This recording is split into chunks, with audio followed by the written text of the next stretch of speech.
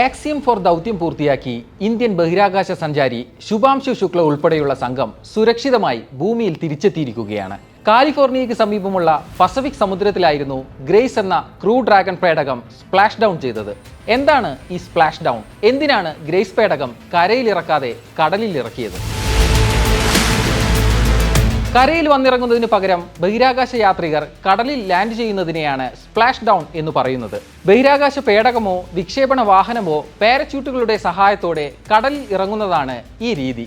ഭൂമിയിലേക്ക് തിരിച്ചു വരുന്ന പേടകത്തിന്റെയും അതിനുള്ളിലെ യാത്രികരുടെയും സുരക്ഷ ഉറപ്പാക്കാനാണ് എല്ലായ്പ്പോഴും സ്പ്ലാഷ് ഡൗൺ രീതി തിരഞ്ഞെടുക്കുന്നത്. കരയിലേത് വളരെ ഉറച്ച പ്രതലമാണ്, എന്നാൽ കടലിലേത് അങ്ങനെയല്ല. വെള്ളത്താൽ ചുറ്റപ്പെട്ട പ്രതലം വളരെ മൃദുവായിരിക്കും. അതുകൊണ്ട് തന്നെ കടലിൽ പതിക്കുമ്പോൾ പേടകത്തിനുണ്ടാകുന്ന ആഘാതം വളരെ കുറവായിരിക്കും. പേടകത്തിന്റെ വേഗത പെട്ടെന്ന് കുറയ്ക്കാൻ ജലത്തിന്റെ സാന്ദ്രത സഹായിക്കുകയും ചെയ്യും. ഭൗമാന്തരീക്ഷത്തിലൂടെ അതിവേഗത്തിൽ കടന്നെത്തുന്നതിനാൽ പേടകം വലിയ തോതിൽ ചൂടാകും. ലാൻഡിംഗ് സമുദ്രത്തിലാണെങ്കിൽ പേടകത്തെ എളുപ്പത്തിൽ തണുപ്പിക്കുകയും ചെയ്യാം. ലാൻഡിംഗ് വേളയിൽ പേടകത്തിന് ഘടനാപരമായ തകരാറുകൾ ഉണ്ടാകില്ലെന്ന് ഉറപ്പുവരുത്താനും കടലിലെ സ്പ്ലാഷ് ഡൗൺ സഹായിക്കും. 14 ദിവസത്തെ ദൗത്യത്തിനായി അന്താരാഷ്ട്ര ബഹിരാകാശ നിലയത്തിലേക്ക് പോയ സംഘം 18 ദിവസം നിലയത്തിൽ താമസിച്ച ശേഷമാണിപ്പോൾ തിരിച്ചെത്തിയത്. ഇത്രയും നാൾ മൈക്രോഗ്രാവിറ്റി പരിതസ്ഥിതിയിൽ കഴിഞ്ഞതിനാൽ നിരവധി ആരോഗ്യ പരിശോധനകൾക്കും ശുഭാംശുവും സംഘവും ഇനി വിധേയരാകണം.